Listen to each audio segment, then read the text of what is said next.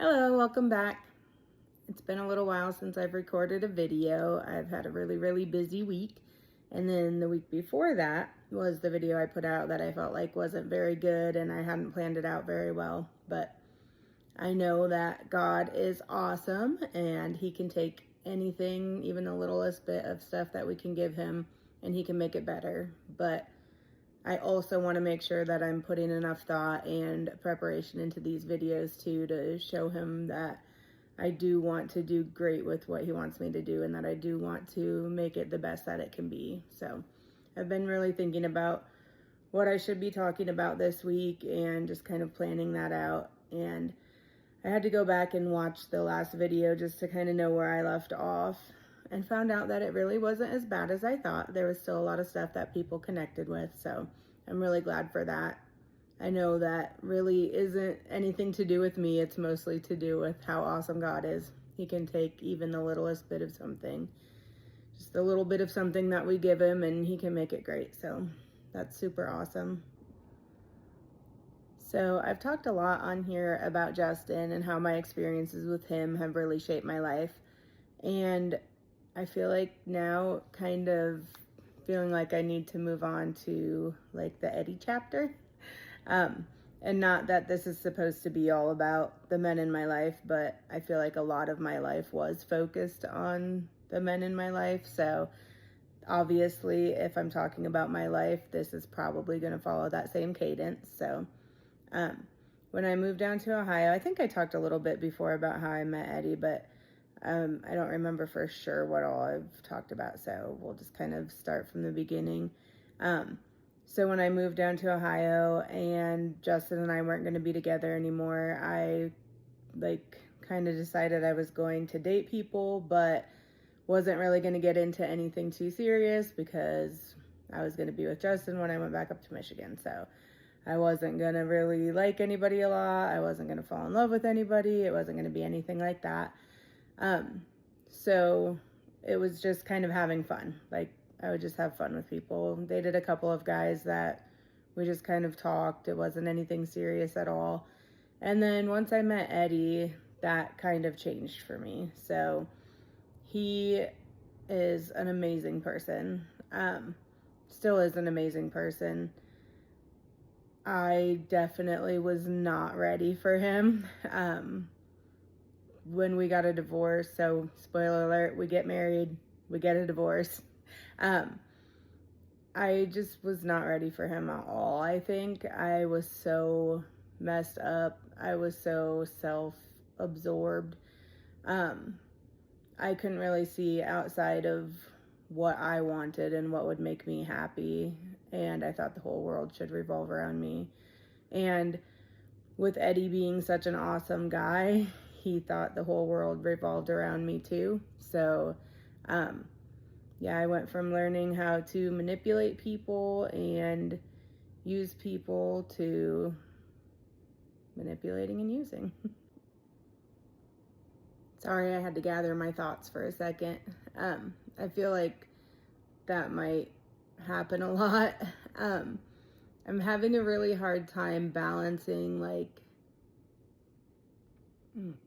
I don't want to be the girl that cries in every video. I'm having a really hard time balancing, being real with myself and not just putting myself down. So, there's a lot that I think I've tried to work through and I think I've tried to own up to, but through the process of going through these videos, I am learning that maybe I've owned up to some of it, but I haven't really actually faced the hurt that I've caused a lot of people. So now again, I'm the girl that's crying in every video.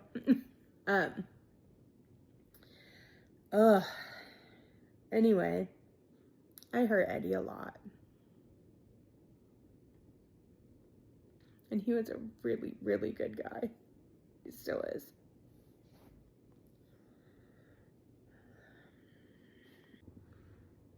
Okay, I needed a minute again. This is going to be a tough one. This is going to be tougher than I thought. Anyway, so as far as I know, Eddie is still a really great person. I haven't talked to him in quite a while, but from the last I knew, he was a great guy. Ended up married to a really great woman, and they have a family, and I'm just so grateful that they have such a good life, and grateful that it turned out that way and didn't end up being something that ruined his life, his family's life, whatever. I'm just really glad that it turned out the way that it did. But back to how we met. So I had moved down here. I wasn't really going to get serious with anybody. Dated a couple people that it didn't really go anywhere. Every time I went back up to Michigan, me and Justin would be together. So I kind of thought that's the way that it was going to be with me and Eddie too. I remember me and a friend of mine were talking about like guys that we thought were cute, and she like kind of talked me into writing Eddie a letter. So I was like, oh my gosh, I'm way too old to be writing like love notes, but I did it. And so he wrote back, and we just kind of wrote back and forth. While we were in school, we had gone to a vocational school. So it was like we were all kids from different schools who were going to the same school. So not a lot of my friends knew who he was, but there was a couple people in my class. There was this girl, Jamie, in my class that knew who he was. She had lived down the road from him. So she was kind of telling me about him, and then I told my friend Jennifer about him, and she was like, oh yeah, I know who he is. I know who he hangs out with. So I went from having this great summer where I was hanging out with my family and everything, and then when I started school, just talking to a couple people, not really getting serious, so I wasn't like going to parties or anything. And then I found out that one of Eddie's friends was having a party. So me and my friend Jennifer like made sure that we ended up there, and ended up talking to Eddie and hanging out with him. We just kind of started hanging out all the time after that.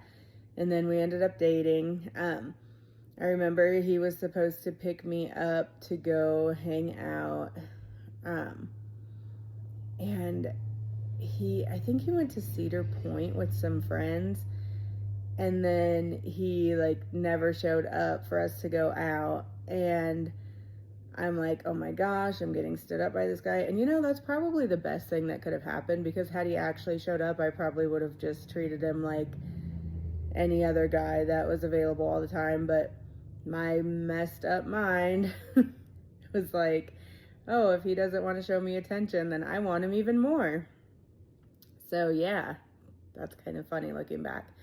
But so he stood me up for our first date, and then we talked and whatever, started talking more again. And then the first time that he came over to my house, he was so stoned. His eyes were like so red. And I remember he came in and we were hanging out. He like parked in the driveway. We were hanging out, and I'm like, oh my gosh, my parents are gonna hate him. Oh, I love him even more. And my stepdad comes in and he's like, who's parked like an asshole in my driveway? And Eddie was like so embarrassed, and he's like super high and scared to death.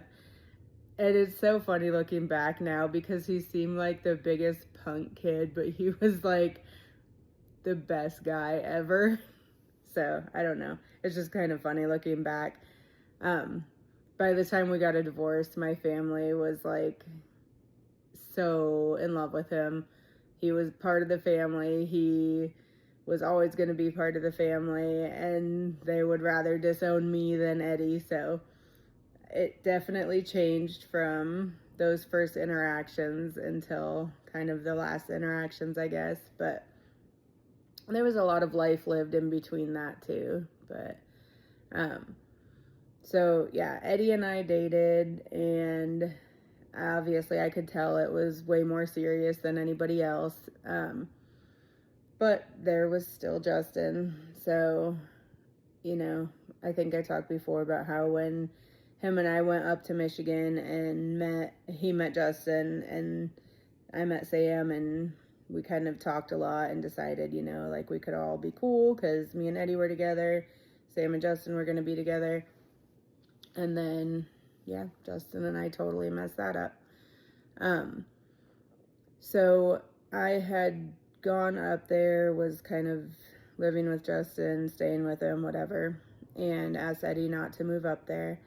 And then after everything happened and I came back down to Ohio, I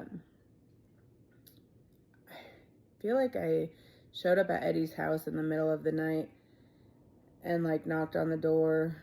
I did. So I showed up at his house in the middle of the night, was like knocking on the window to wake him up. And he woke up and let me in, and we talked and hung out a little bit. But I found out he had been kind of talking to this other girl while I was up there, and we talked a lot.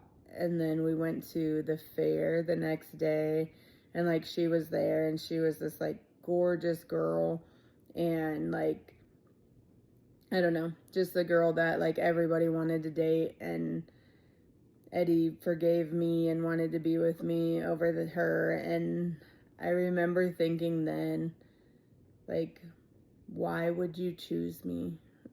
Like, why? Here's this girl who is super gorgeous, super nice, hilarious, like, great girl. She probably would never hurt you, and you're choosing me over her. And like, I think I just knew in my heart that I was probably going to hurt him. I feel like I always kind of knew that I was messed up or broken or different, or I don't know. I feel like I knew that I was going to end up hurting him, and I didn't understand why. Like, he couldn't see it, but I knew enough to know that I wanted a good thing, so I wouldn't just break it off. I couldn't just break it off. So yeah, we finished school. So Eddie graduated the year before me. And then when I graduated is when all that stuff happened. So I came back down to Ohio. We stayed together for a while. We ended up moving in together. So we got our own apartment, and his brother ended up coming and living with us. And that was a whole kind of other thing. Like, his brother John and I would fight all the time, but I loved him and would have done anything to make sure that he was taken care of. So that's a whole nother side of everything. Anyway, so we all lived together. We had this apartment in Mount Gilead, and I was working in Sunbury. And I remember getting home to our apartment one night, and there was a note written in a notebook on the table, and like this little SpongeBob gummy sucker. And it was from my friend Tiffany, and it said, just, I love you, call me as soon as you can. And I was like, that's weird. Like, we talk a lot. Why would she do that, you know? And I remember Eddie just like sitting on the couch, just looking like he had no idea what to say. And he was like, you need to call Summer. And I was like, why? Like, what is happening? Why is this from Tiffany? And I need to call Summer. And I'm just staring at him, and he's like, you just need to call her. And I was like, did somebody get hurt? And he just shook his head. I was like, did somebody die? And he just like looked away and wouldn't even look at me. And I'm like, Dion? Like, her son? Like, what is happening? He's like, no. I'm like, Tom? Like, I'm going through everybody, and it did not occur to me at all. I'm trying to go, I'm like, just tell me. He's like, Jessica, just call her. And then, I don't know, I feel like he looked at me, and I was like, it was Justin. And he just kind of shook his head a little bit. And oh my gosh, like, I'm not crying right now because of knowing it was Justin. Like, I've been through so many emotions with that. But like, thinking back now to Eddie having to be the one to tell me that, oh my gosh, like, he probably wanted to kill him a million times because of everything between all of us. Hated him, and then had to be the one to sit there and tell me that he had died. And I did not even have a reaction. It was like I couldn't even believe that that was true. Like, why would he be telling me that that was what happened? Because there's not a chance that that was true. I called Tiffany, and I don't even know if I even said anything to her. I just know that I called her when I got home, or after that happened, and she ended up coming over, and I went for a ride with her, and she gave me some Xanax and a bottle of vodka, and we just drove around, and I don't know if I ever even cried, honestly. I don't think that I ever even cried that whole night. I feel like I kept saying, like, I know you guys want me to feel something, like you guys want me to cry, or like, just remember being so confused. Like everybody wanted me to have a reaction, but I couldn't have a reaction because I couldn't believe that that was actually true. Like, I feel like in my mind, it was like, how did everybody in my life get together and decide to play a trick like this on me? Like, just couldn't wrap my head around it in the least way possible. And I feel like since we hadn't talked in so long, so it was like a year after I had come back to Ohio, and we hadn't talked that whole time. There was a time not long before he died, actually. I think when I've told people like the story of my life before, I've said like the night he died or the night before, it definitely wouldn't have been that perfect. But sometime not long before he died, I had called him, just kind of because it had been almost a year. Like, we always reached out, we always ended up finding each other again. And I had called him, and he answered, and we just both kind of sat on the phone. And it was like I couldn't say anything. I had no idea what to say, and he didn't either. Like, it was probably all of like 10 to 30 seconds or something, but it felt like forever. And then he just said, "I know," and I hung up. Like, I don't know, that was our last reaction, or last interaction, is crazy.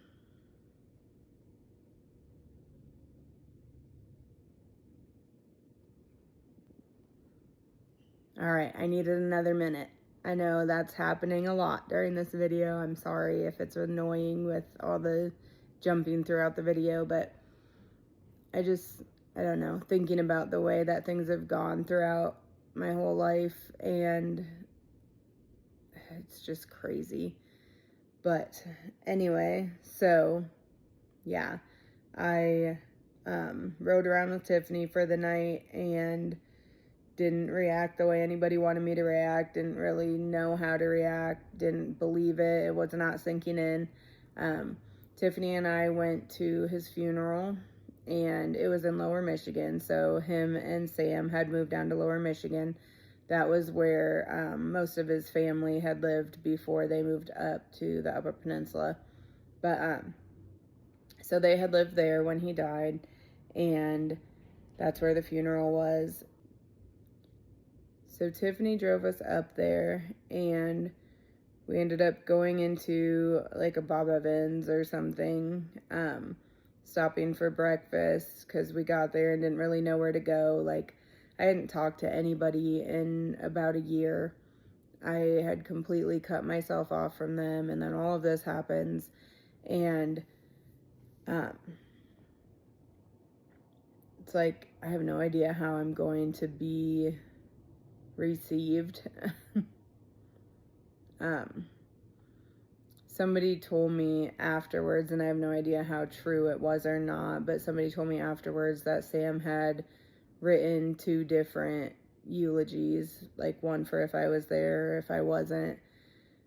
I don't know if that's true or not. I don't think that I meant that much to her that she would have done that. especially during a time like that, but who knows? I mean, I did some really dumb shit too, thinking it was in the name of love, so whether it was or wasn't, I don't think it really matters, but I do remember going there and feeling like probably nobody really wanted to see me or wanted me to be there. I remember sitting like in the back. So someone had told me that Sam didn't care if I was there, but she didn't want me like being up there with the family or anything. And that probably wouldn't have happened anyway. Like his family hated me, my family hated him. But I remember sitting in the back and just like staring at him, like willing him to breathe, like being mad at him, like just take a breath. Like, why are you laying there? Just take a breath and show everybody that this is stupid.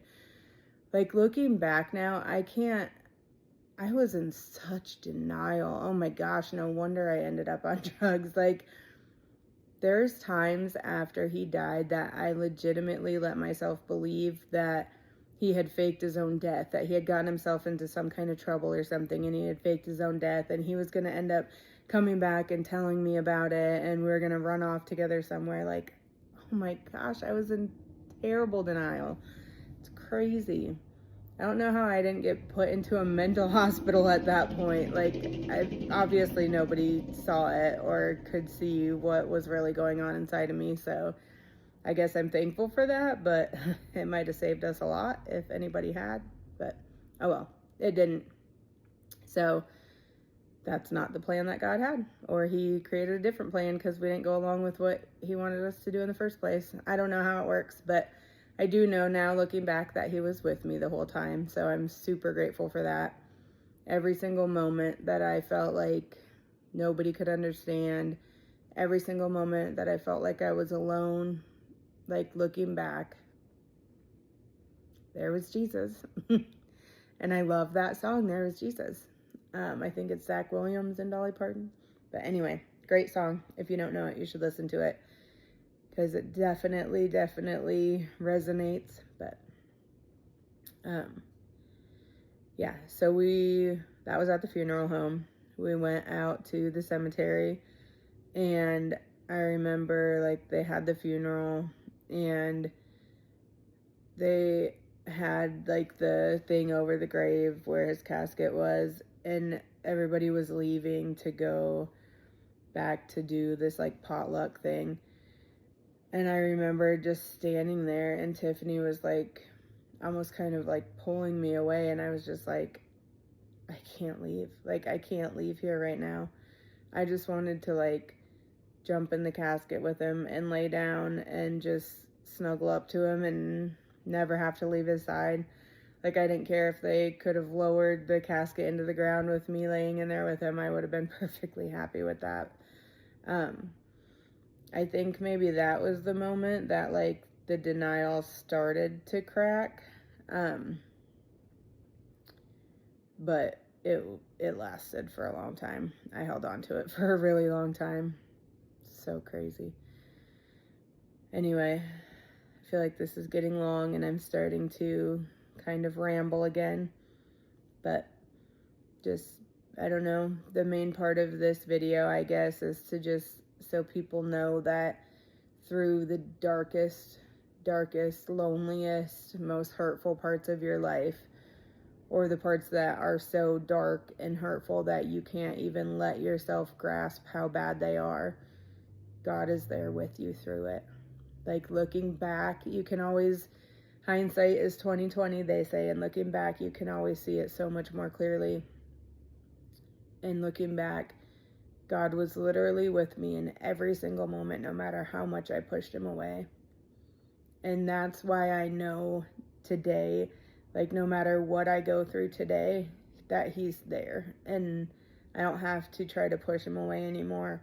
I don't have to try to deny his existence anymore or deny that he's with me, because I've seen it through every single moment of my life. Like, I can look back and know that every single moment of my life, he held me through it, and that he'll do that today too. So, God, thank you. I am so grateful for you. I'm so grateful for you being there with me through every single moment of my life, even the times that I wanted to deny your existence.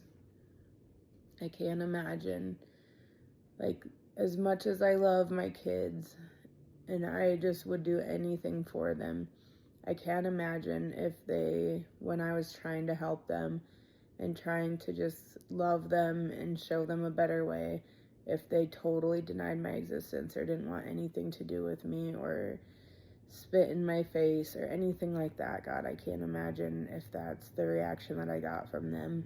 But it is the reaction that I gave you on so many occasions. And God, I am so sorry for that. And I am so thankful that you did not let that change, that you loved me, and that you would still run after me every single time that I ran away from you. I just pray, God, that any person who watches this video can know that feeling, that they can look back through their life and at least acknowledge that you were with them for all of it, God, and that they can know that you will still be with them for every single moment of their life, and that they can rely on you for that, and that they can be grateful for even the hard times, because you work every single bit of that together. You do, God. You've shown it over and over, time and time again, and I'm so thankful for that. And I pray that every person watching these videos knows that about you and can just get closer to you and know you and just accept you as their Savior. In Jesus' name, amen. Yes, do it. Just choose God. If any of this helped you out, or if you know that there's somebody that could use it, please like it, subscribe, send it, share it. I don't even know what platforms use what types of lingo, but I'll learn it. So just do all of the things. Thank you. Bye.